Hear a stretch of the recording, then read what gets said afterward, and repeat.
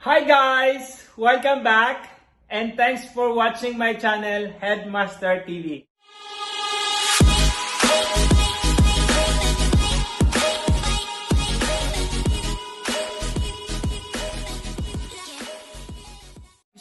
Po tayo mag-start, gusto ko lang pong ipakita sa inyo ang aking mga ginawang previous na mga haircut. Okay guys, please watch this.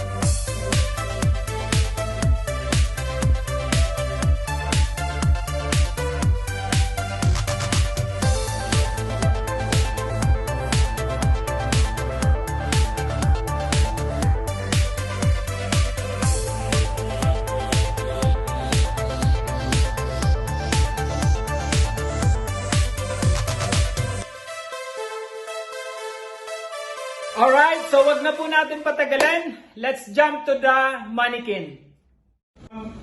45 degree, 90 degree, and then 180 degree. So ipapakita ko po sa inyo mamaya yung pagsa-section. So by the way, I'm using my favorite comb. Ayan o. Pantay lang po yung ano niya, yung brittle ng suklay. And then, I'm gonna use also my scissor, my favorite scissor. Bali 5-inch po ito. Okay? So ganito pong gagawin natin. Lilipat lang po ako dito sa harapan. So basically tapos ko na po yan na section. So sinection ko po siya dito sa may forehead ng isa para dun sa bangs na gagawin natin or para at least mas maganda, smooth yung sa front area. Then dito po sa side, pag magle-layer na po tayo mamaya, separate ko na rin and then sa right side, ganun din. So now, ito sa likod, ito na po yung tinuro ko sa inyo ng mag section at ang paghahawak po natin ng supply at the same time ng scissor, magkasabay na po ito. So papakita ko po sa inyo, so ito yung sinasabi ko ng point A to point B. So yung pagdudugtungin nyo siya. So from here, hahawakan nyo yung daliri nyo dito, no? Dito sa may upper area ng tainga. Tapos yung kabila, ganun din dito. Yung dulo naman ng comb nyo. So, dito, upper din siya ng tenga. Okay? Tapos, pagdudugtungin nyo lang yan siya. So, yung pagsiset nyo po ng scissor nyo is very important. So, ito na po, papakita ko po sa inyo. So, isang sectionan lang po ito. So, yan, i-clip ko lang para makita nyo. Alright? So, ilalapit ko po yung camera. Ayan. From left side to right side, sa pantay na pantay po yan. Matututunan nyo po yung diskarte niyan once na ginagawa nyo na po. So, mag-start po tayo ng elevation ng 45 degree. So, mag-start po tayo, which is dito sa lip area. Magsisection tayo sa middle part. Medyo shortcut po ito ng konti, no? Para at least mas makita nyo lang po. Alright, so kakat po tayo dito ng 45 degree. Okay? So, kakat po natin.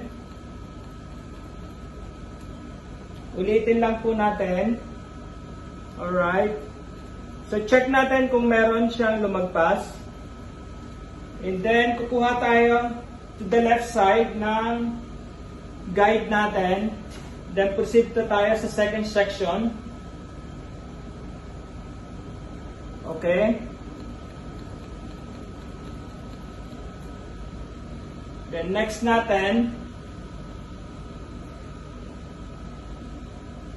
So lahat po ito 45 degree lang pong gagawin natin, okay?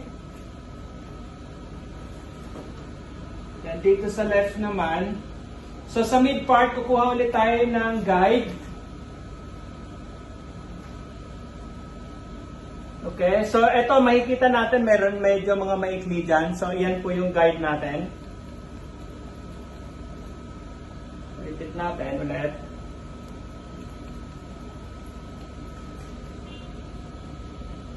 And then second section to the right side. Ito po yung guide natin. Then gupitan natin siya. Check natin ulit. Then suklayin natin. I-check natin kung pantay siya lahat. Kapag meron hindi, pwede po natin bawasan ulit. I-recheck lang po natin. Mas maigi po yung malinis po siya bago natin siya iwanan. Bago tayo kumuha ng another section. Okay. So, sukatin natin kung tama. Yes, good. Okay, good. Good. So this is 45 degree. Then, ang susunod po natin is 90 degree naman. So, papakita ko lang po sa inyo ulit. So, same lang po yung pagsisection natin, ano? Ayan.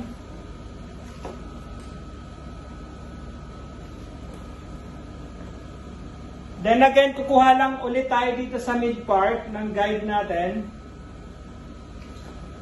Okay. Kunin natin yung pinaka-shortest dito sa last na section natin. Alright, so ito po yon. Ayan, kita po ba? Medyo up po ng konti yung camera. Ayan. So ito po yung guide natin.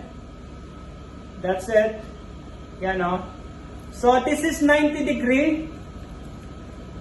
Nagle-level up na po yung sectioning natin ng 90 degree. And start muna tayo dito sa right side. 90 degree again. So ayan po yung guide natin. Again, next section. Alright, so that is our guide. Another one. So, yung paghuhugot po natin, kung saan lang po yung area ng buhok, doon lang po natin siya gugupitin. Huwag po natin siyang dadali ng ganyan or dito. Level up lang po, ka-level lang po ng hair kung nasaan yung area po ng buhok. So, dito na tayo sa left side. Kahit makapal po yung section nyo, basta tama po yung paggagawa nyo ng paghuhugot nyo ng hair, no problem po. So, ayan po siya. And then, next ulit.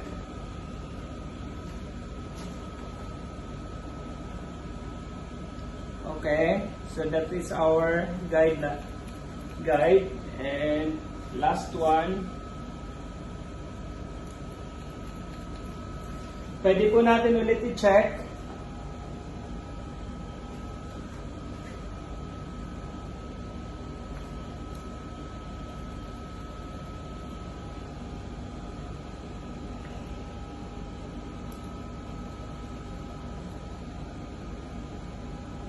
Okay, that's good. So, yung first section natin sa baba, so sa occipital area is 45 degree. Yung sumunod natin is 90 degree. And then yung third natin is 180 degree. So, medyo higher na po ito para makita po yung foundation po ng layer natin. So, ito na po yung last section. So, dito na po yan sa may crown area, dito banda. So, section po natin ulit. Dito sa mid part, kuha po tayo ng medyo triangle dito para mas makita po natin yung section natin.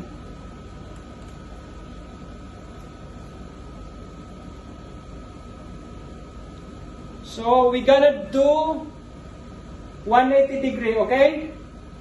Ayan. Magwa 180 degree na po tayo. And then, pa-format na po nito pa-up ng ganyan. So, susundan na po natin yung angle ng hair. Okay, so kakat na po natin to. Ito yung guide natin. Pakita ko lang ulit. Ito po yung guide. Yan o. And yung guide natin. And then, kakat natin siya. Then comb it again. Then bring it to the top. And then another one. Alright. So, sa side, kuha tayo ng guide dun sa huling ginupit natin. Then the same thing, yung guide natin. Okay. Alright. Next. Hindi po tayo dapat malito, no? Kasi pare-parehas lang po yung ginagawa natin na to. Susundan nyo lang po. So, again.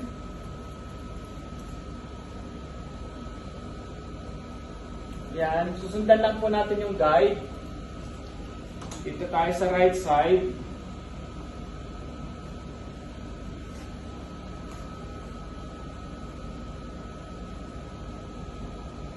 Alright.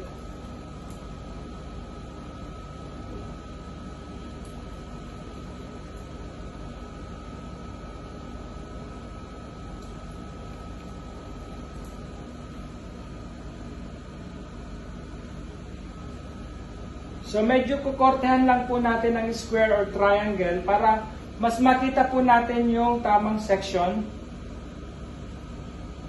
Okay.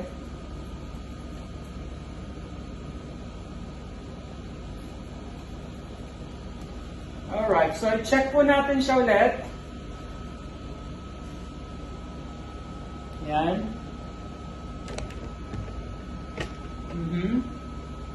Check natin. So ito po yung last na section natin. Bali, 180 degree na po ito. Okay, good. Alright. So makikita na po natin dito, may korte na po yung ginawa natin sa likod. Yan, pakita ko lang sa inyo, no? Para may idea po kayo. So nagkakaroon na po siya ng korte dito. Kahit suklayin lang po natin yan, nang hindi natin siya i-blower. So makikita nyo mula dun sa ilalim. Iwalay natin to. Ayan.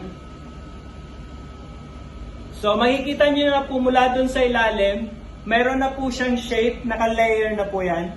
So from here, dito, until dun sa bottom, so dito nag 45 degree tayo, makikita nyo po, yung pinaka-longest one, di ba? 45 degree.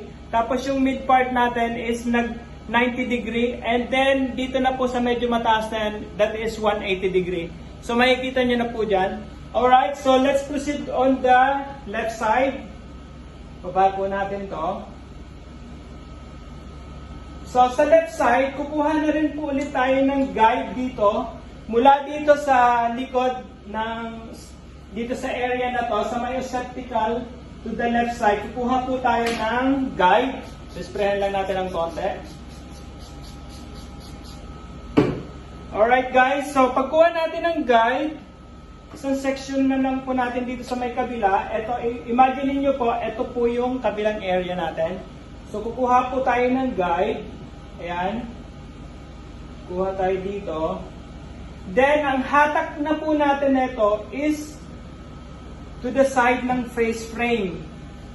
Dito na po, sa left side ng front area. Oops. Okay. 45 degree po sa bottom. Then, mag-i-elevate na po tayo ng 90 degree. Okay guys, so 45 degree. Ito po yung guide natin, no?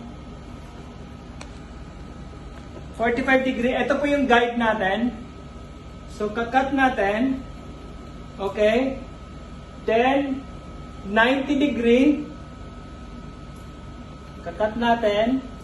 Then, 180 degree. Okay. So, this is technique. Sunod-sunod na po yan. So, nagkakaroon na po siya ng layer. Okay. So, cut na rin po natin tong second section. So, again, we will start at 45 degree. Ayan po sa ilalim. Ayan. Ayan o. Yung 45 degree. Start po tayo. Okay.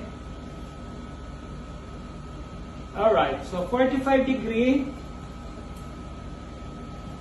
Then towards to the face. this is 90 degree, and then higher, okay, then this is 180 degree.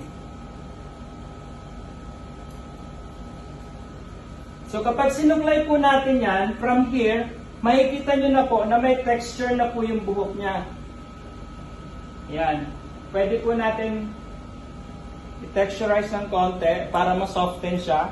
And I'm using my 6.5 inch.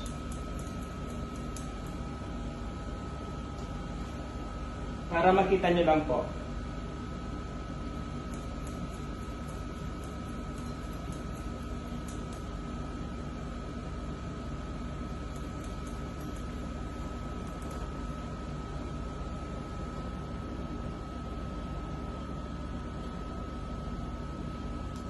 So, papakita ko lang sa inyo itong sa left side natin na ginawa natin. So, tanggalin ko to. Ayan, hawakan ko muna. Alright. Para at least na-good view ng maigi. So, from here, makikita nyo, ito dito yung sa 45 degree natin. So, angle siya towards doon sa bottom. So, kung makikita nyo, dito may layer na po siya. Compare dito sa kabilang side na ganito lang siya. Okay? Yan, na ganyan lang siya. So makikita nyo dito, kahit ito pala natapos natin, makikita nyo na kagad na may shape na kagad yung buhok. Yan. Okay guys, so i-proceed natin dito sa right side. I-clip natin ito ng maigit. Okay? I hope you guys nakakasunod kayo sa akin. Anyway, pwede nyo pong mag-comment down below para at least malaman ko kung ano yung gusto nyo itanong. So, sa section na po natin, kukuha po ulit tayo ng guide dito sa kabila, sa right side natin. So, pwede po natin itong i-clip para at least hindi tayo mahirapan. Basta once na meron na po tayong guide. Okay guys? So, ito na po yung sa right side natin. So, imagine 45 degree, 90 degree, and then 180 degree. So, ganun po ang gagawin natin. Okay? So, guys, dito po sa may tapat na po yan ng tenga natin, yung first section natin, ginagawa ko lang. Ito po yung imagine nyo po ito yung sinasabi ko So, yung pagsisection po, very important yan. So, start tayo ng 45 degree. Okay? Ayan. Ayan yung guide natin, which is 45 degree. And then, 90 degree. And the last one is 180 degree. Okay? So, next steps is ganun pa rin. So, kukuha tayo ng 45 degree again. Ayan. Then, 90 degree. And 180. Tapos, i-check po natin.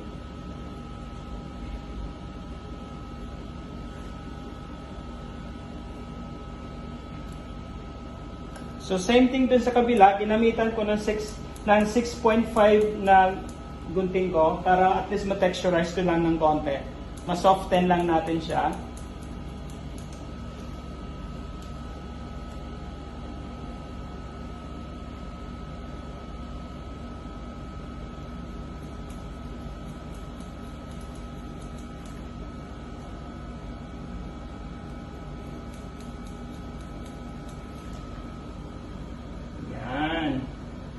Alright.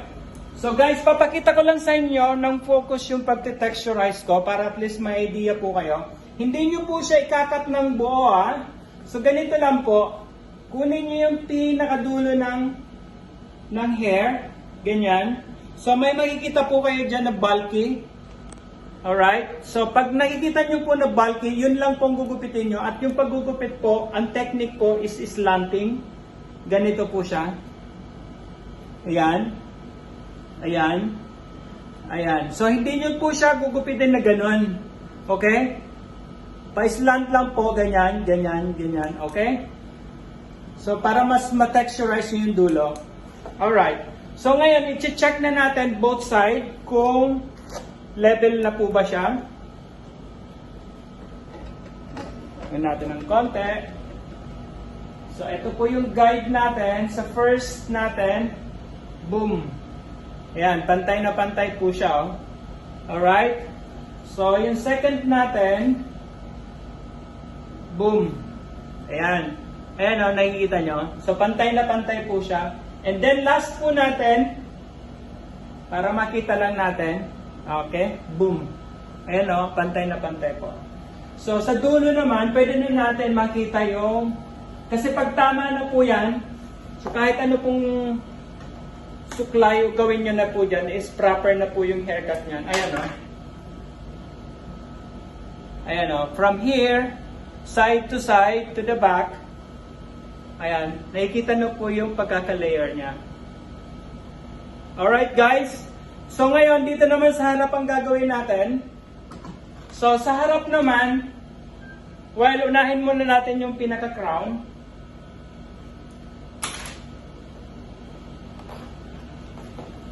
Sa crown area natin, kukuha tayo ng guide dito po sa pinaka-last nito.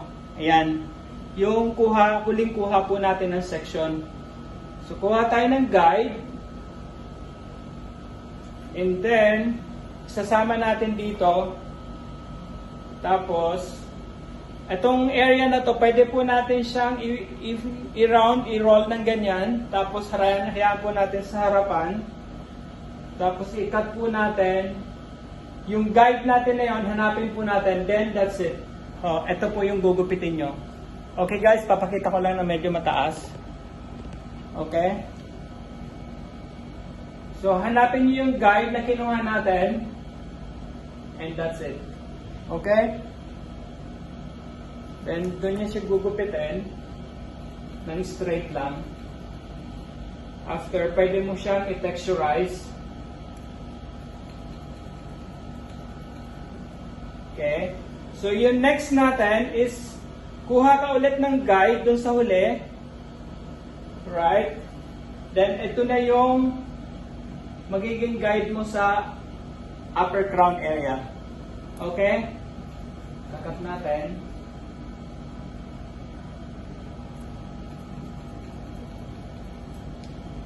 And then, the last one is ganun din. Lahat ng section nyo, dapat meron siyang proper guide para maganda po yung result ng haircut. So, ito ulit. Yan. And then, cut niyo siya.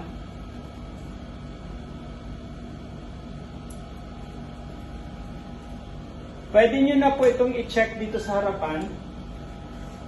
Check nyo po yung huling section nyo first na gawin. Yan. Kita ba? Right? So, ito yung second section nyo.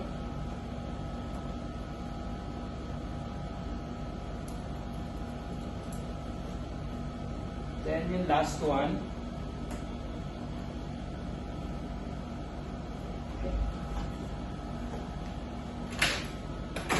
So, papakita ko sa inyo dito yung result ng layer.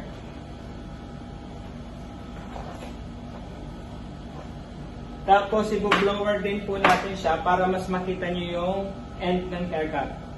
So, ayan na po. Napaka-easy lang niyang gawin. Ayan guys. Ayan no. Pag sa model nyo na to ginawa, napakaganda na po neto. Kasi syempre, manikin lang naman to. Pero ipinapakita ko lang sa inyo yung result ng ginawa natin. So pakita ko lang sa inyo dito.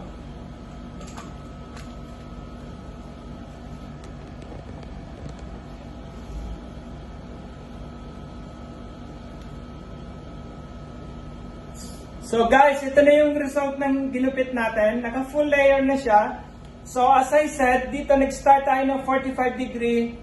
Then dito 90 degree. Then dito sa side na to is 180 degree. So ayan na po, makikita nyo na po yung texture ng pagkakagupit. Then mamaya papakita ko po sa inyo yung end result nito after ng blow dry. Okay guys, thank you!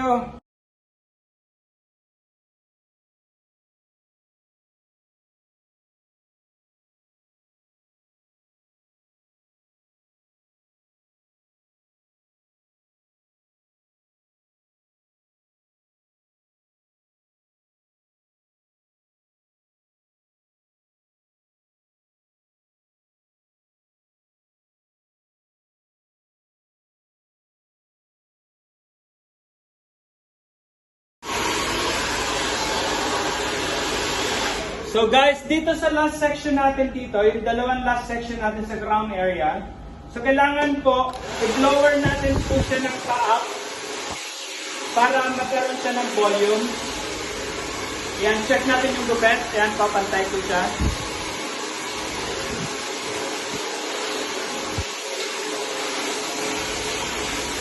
Ayan, para magkaroon po siya ng volume.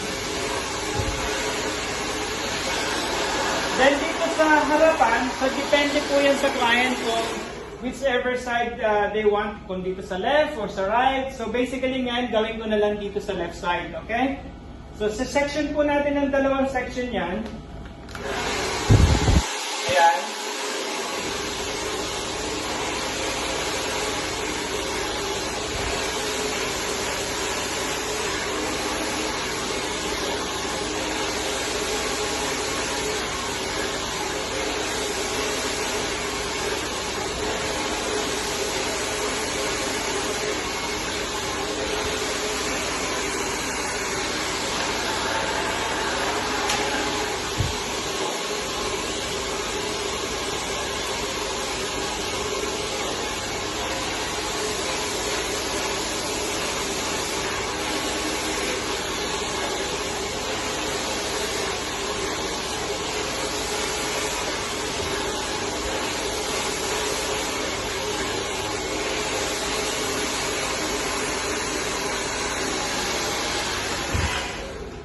So, ang technique po na ginagawa ko dito, yung brush po, lalapit ko lang po ng konti itong camera.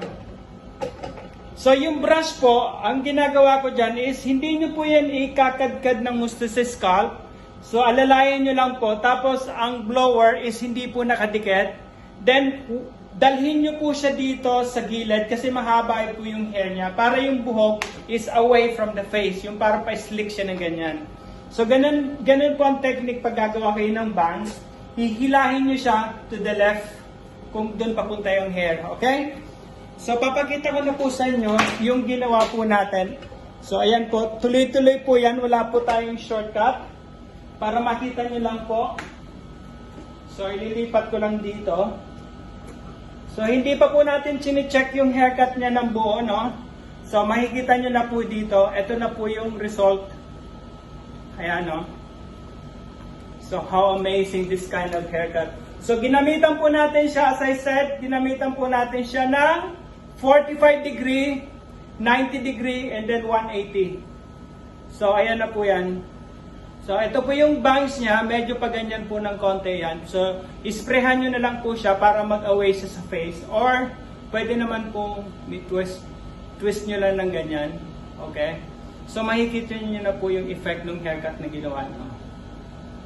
So guys, kahit na po professional hairdresser kayo or baguhan kayo, may pangarap kayong maging hairdresser, this is the time you can watch me. This is all tutorial na matututunan nyo po lahat. So, minsan may mga hairdresser na gusto rin kumuha ng ibang technique sa ibang hairdresser. So guys, this is the chance you can copy my technique kung may gusto kayong makuha ng technique din sa akin. So, I'm gonna help you for that, guys. Okay? So, this is the finished product. Ayan na po siya. And then, guys, thank you so much for watching my channel. And subscribe, hit the notification, likes, give me a big thumbs up likes, and then share nyo po itong video ito sa mga kaibigan nyo. Okay, guys, thank you so much for watching. Have a nice day. Bye-bye.